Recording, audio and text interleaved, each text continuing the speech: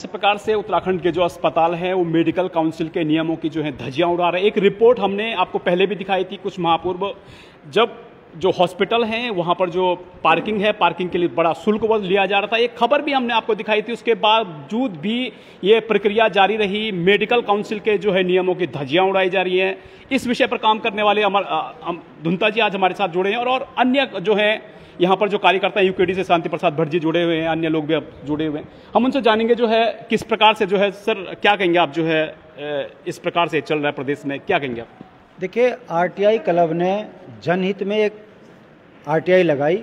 उसमें जनहित ये था कि तमाम उत्तराखंड के अंदर ऐसे हॉस्पिटल जो जन सेवा के नाम से हॉस्पिटल चलाते हैं मगर वहाँ पर पार्किंग शुल्क लेते हैं, इनकी प्राथमिकता मरीज को देखना कम, मरीज को लूटना ज़्यादा है। इसके खिलाफ जब आरटीआई लगी तो इनके काउंसिल में हमारी शिकायत गई और उस शिकायत पर काउंसिल ने माना कि ये गलत कार्य कर रहे हैं। तमाम हॉस्पिटलों को ये निर्देश किया गया कि आप अवैध पार्किंग खत्म करें। दुख की बात है, ये माफिया जो डॉक्टर बनकर उत्तराखंड में आम जनमानस को लूट रहे हैं, इन्होंने काउंसिल को भंग करके ये साबित कर दिया कि ये कितने ताकतवर हैं और ये जनहित नहीं स्वहित पे लगे हैं। इसके खिलाफ हमने एक आंदोलन छेड़ा है और आज हमने प्रेस कॉन्फ्रेंस के माध्यम से जनता तक ये बात लेकर जा रहे हैं और अगला कदम हमारा हाईकोर्ट होगा। यदि इसी तरीके से उत्तराखंड के अंदर जनहित के नाम पर लूट मचेगी तो ये बर्दाश्त के काबिल नहीं होगा। बर्दाश्त के काबिल नहीं होगा। आरटीआई के माध्यम से जो है भ्रष्टाचार के खिलाफ लड़ने वाले अमर धुंता जी हमारे साथ जुड़े। सर, बड़ा खुलासा आप करते हैं, उसके बावजूद जो है अभी तक इस पर कोई कार्रवाई नहीं होती है और बड़ा जो आप बात करें काउंसिल भंग होने की आप बात करें, क्या है पूरा मामला सर? ये हमने एक शिकायत करती मेडिकल काउंसिल में कि कोई भी व्यक्ति जब मरीज को लेकर हॉस्पिटल जाता है तो पिकनिक मनाने नहीं जा रहा, बिल्कुल वो अपने मरीज की जान बचाने जा रहा है। 5, 7, 10 मिनट तुम उनके वहाँ वेस्ट कर देते हो। उस पीरियड में अगर कोई अनहोनी हो जाती है उसका जिम्मेदार कौन? इस चीज़ को देखते हुए मेडिकल काउंसिल ने एक ऑर्डर पास किया कि अगर ये पार्किंग बंद की जाए और नो पार्किंग, निःशुल्क पार्किंग के यहाँ पे सूचना बोर्ड लगाया जाए। लेकिन ये बोर्ड ना बोर्ड लगे ना पार्किंग बंद हुई। मेडिकल काउंसिल के आदेश से को मतलब कि इन्होंने इतना छोटा आदेश समझा कि मेडिकल काउंसिल भंग करवा दी उन्होंने। और उसके बाद मेडिकल काउंसिल ने प्रत्येक ज़िले के सीएमओ से को डायरेक्शन दी थी कि आप अपने ज़िले में देखेंगे कि कौन सा हॉस्पिटल पार्किंग ले रहा है, कौन सा नहीं ले रहा।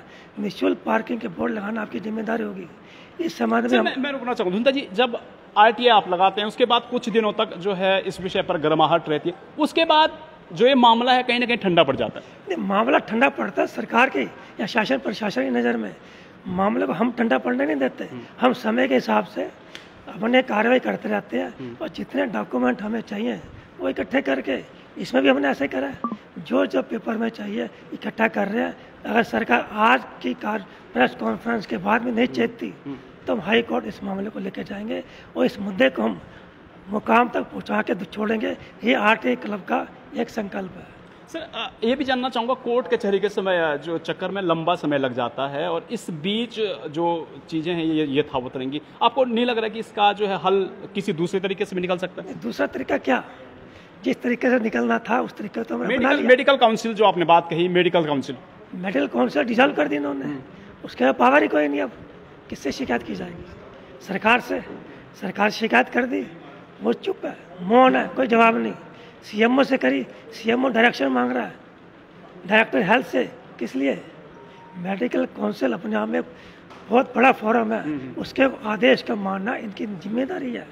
लेकिन उसके आदेश को भी इन्होंने दरकिनार कर दिया। क्यों? सिर्फ अपने एक कुछ लाभ के लिए। हॉस्पिटल यहाँ आते हैं जनता की सेवा के लिए, लाभ अर्जित करना उनका मोटो नहीं होना चाहिए।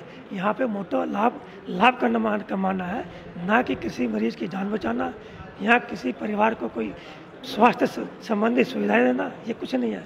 आप स्पष्ट शब्दों में जानना चाह रहा हूँ कि आप ये भी कहना चाह रहे हैं कि व्यवस्था सुधारने के नाम पर जो है व्यवस्थाओं को ही ध्वस्त किया जाता है? व्यवस्था को भ्रष्ट किया जाता है, लेकिन जब व्यवस्था सुधारने वाले भ्रष्ट हैं तो सुधारा कौन?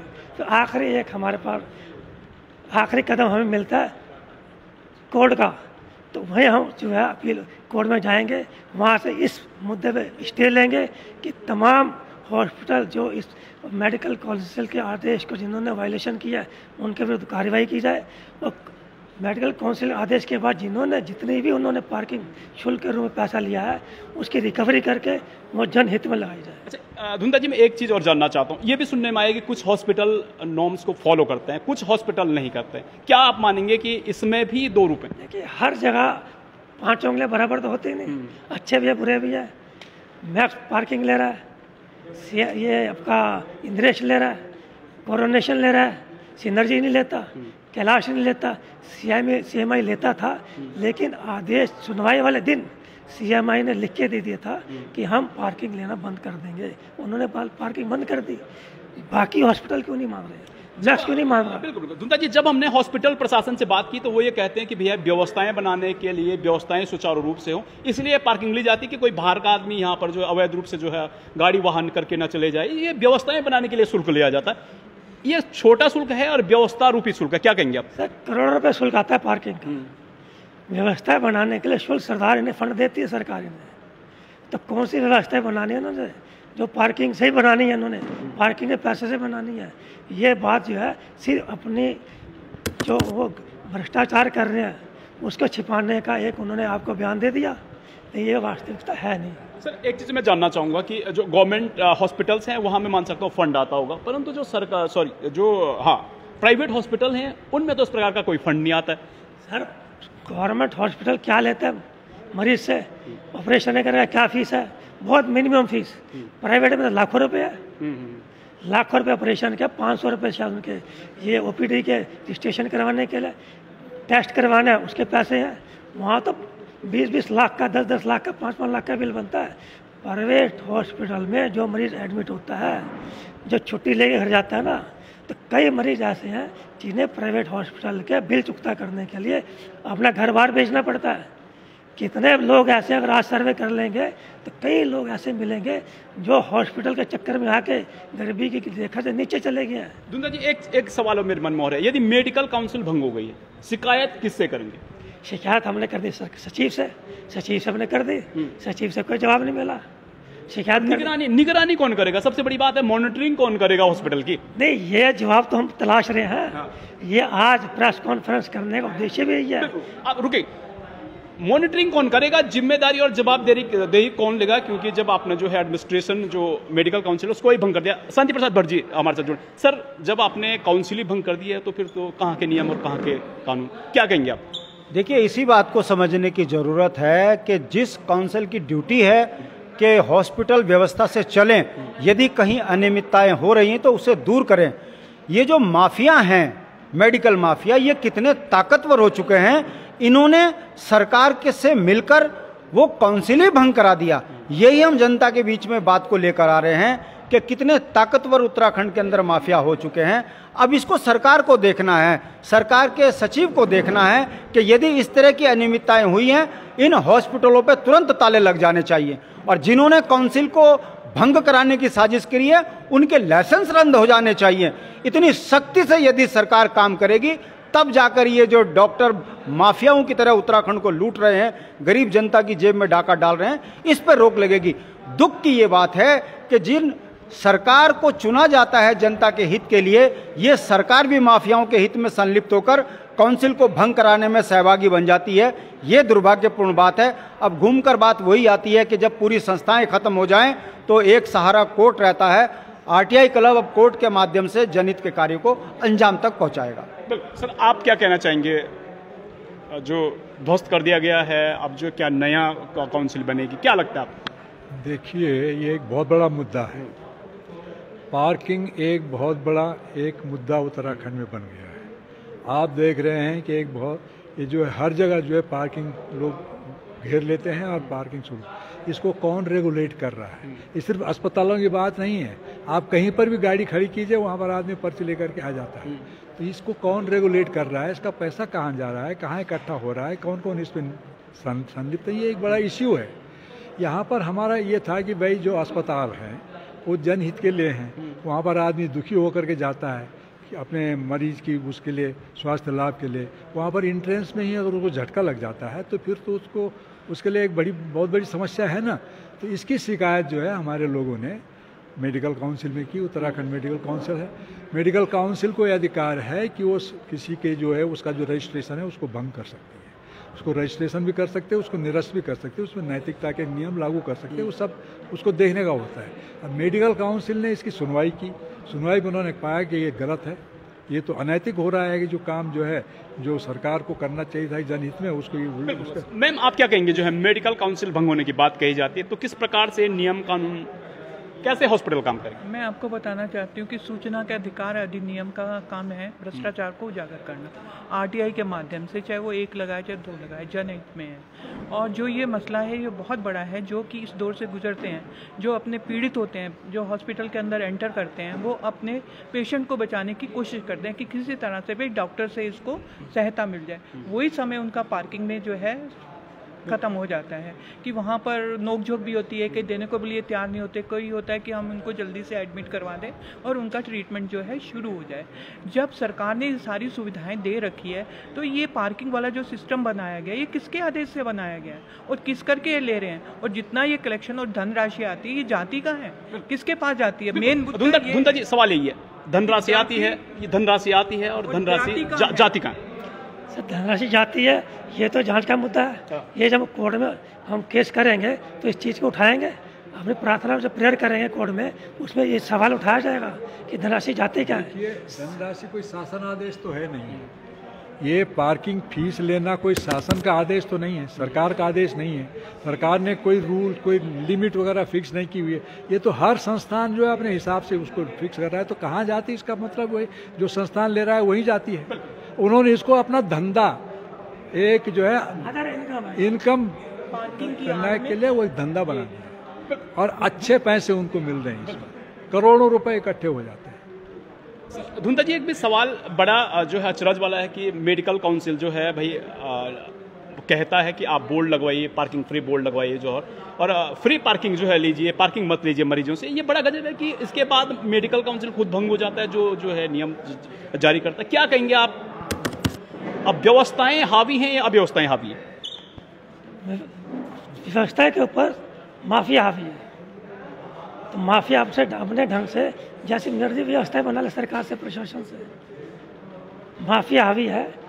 व्यवस्था होती है जनहित के लिए, माफिया होता है अपने लाभ के लिए।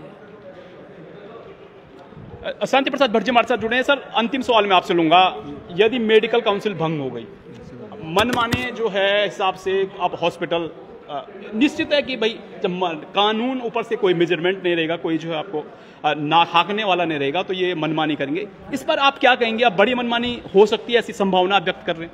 बड़ी मनमानी हो रही है। मैं आपको बताना चाहता हूं 2010-11 में हमने क्लिनिकल इस्टेब्लिशमेंट एक्ट लागू करने के लिए सरकार पर दबाव बनाया। दुख की बात है कि जब एक राशन वाला हर सामान की रेट लिस्ट लगाता है तो ये हॉस्पिटल के डॉक्टर ये क्यों नहीं बताते कि पथरी के ऑपरेशन के कितने पैसे होंगे, दवाई कितने की लगेगी। ये जो लूट मची है कि आदमी पेट दर्द बताता है, ये आंख का ऑपरेशन तक कर डालते हैं, खर्चा 2 लाख का बताते हैं, 20 लाख तक उसकी जेब से लूट लेते हैं।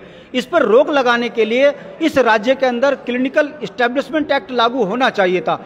यही डॉक्टर जो माफिया बनकर सरकार पर दबाव बनाते हैं और क्लिनिकल इस्टेब्लिशमेंट एक्ट को लागू नहीं होने देते, यही वो माफिया हैं जो सेवा की आड़ में उत्तराखंड के जनमानस को लूट रहे हैं। कितने दुख की बात है कि एक हार्ट का मरीज सड़क पर लेटा हुआ है और उनका पार्किंग वाला कह रहा है गाड़ी आगे तब जाएगी, पहले 40 रुपए की पार्किंग कटाइए। समझिए ये सेवा भाव नहीं है, जबकि डॉक्टरों को बहुत सी सुविधाएं सरकार से इस बात की मिलती है कि ये जनहित के काम को कर रहे हैं। आप देखिए होटल में जहां एंटरटेनमेंट टैक्स लगता है वहां गाड़ी की पार्किंग फ्री होती है, वहां गाड़ी की सफाई कर कस्टमर को दी जाती है, ये कहकर कि आप हमारे यहाँ आए हैं।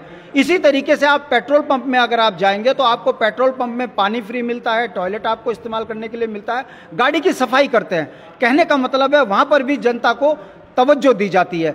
केवल ये हॉस्पिटल ही ऐसे हैं कि गेट से लूटना शुरू करते हैं और जब तक मरीज के सांस खत्म नहीं होते तब तक इनकी लूट खत्म नहीं होती। इस बात पर हम जनता का ध्यान आकर्षित कर रहे हैं कि ये जन सेवा नहीं स्वयं सेवा पे लगे हैं, इस पर रोक लगनी चाहिए। दुख की बात यह है ये मेडिकल काउंसिल की नहीं सुनते, ये आरटीआई से नहीं डरते, ये सरकार को दबाव में बनाकर यदि इसी तरीके से काउंसिल को खत्म कर रहे हैं तो साफ संदेश है कि उत्तराखंड माफियाओं के हाथों में झगड़ा जा चुका है, सरकार नाम की चीज नहीं है। बिल्कुल सर, आप कुछ कहना चाहेंगे? आपने एक सवाल उठाया था, मॉनिटरिंग कौन करेगा? मॉनिटरिंग करने का काम शासन का ही है, शासन नहीं कर रहा है। आरटीआई हमारा एक माध्यम था, क्योंकि हमें लगता है कि अंततः हमें जाना पड़ेगा हाई कोर्ट ही, जो भी इसकी रेमेडी निकलेगी वहीं से हाई कोर्ट से इलाज इसका वहीं पर ही है, और मॉनिटरिंग करने की भी गाइडलाइंस वो हाई कोर्ट ही देगा। ये तो एक माध्यम रहा है हमारा कि हम कम से कम हाई कोर्ट में जाने के लिए एक अपने प्लेटफॉर्म तैयार कर लें। तो मुझे लग रहा है शासन से लड़ना जितना है हम कर लिया है, आपके माध्यम से भी चाहते हैं कि जन समाज के सामने, जन लोगों के सामने ये सब मैटर जाए। अंततः में जाना हाई कोर्ट ही है, मॉनिटरिंग के भी आदेश वहीं से ही होंगे तो जाके कुछ होगा।